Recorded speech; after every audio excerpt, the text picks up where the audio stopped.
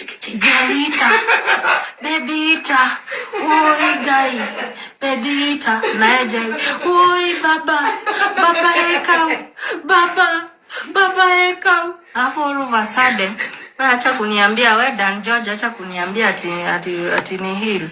Let me vent. That's how I'll heal. That's how I'll heal.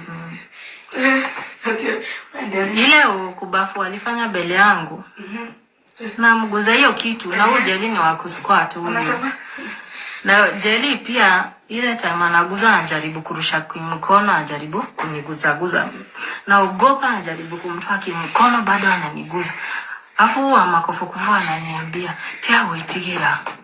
Yaki yako hutie, wacha kuguze." Tena anaendelea, "Baby." Sasa huyo ni Kenywa. "Baby, ma baby itama, ma Jelly tiga waga."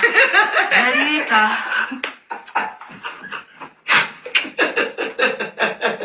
Jelly, baba.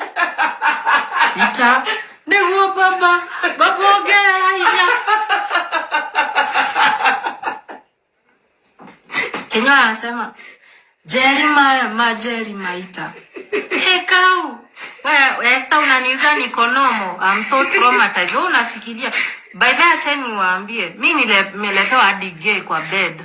That's why I'm so traumatized. Usione kama mimi mwenda wazimu. Mimi si mwenda wazimu, najua kitu nasema.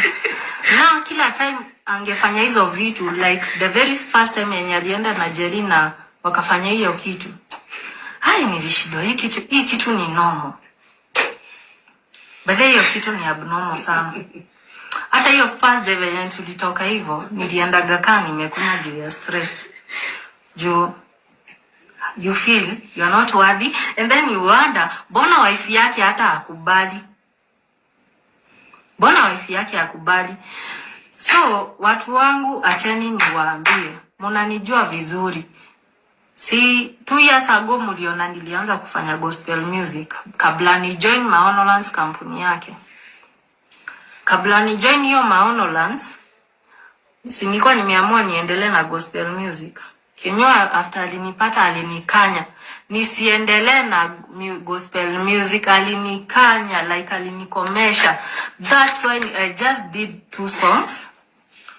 Now audio moja na sijaendelea tena.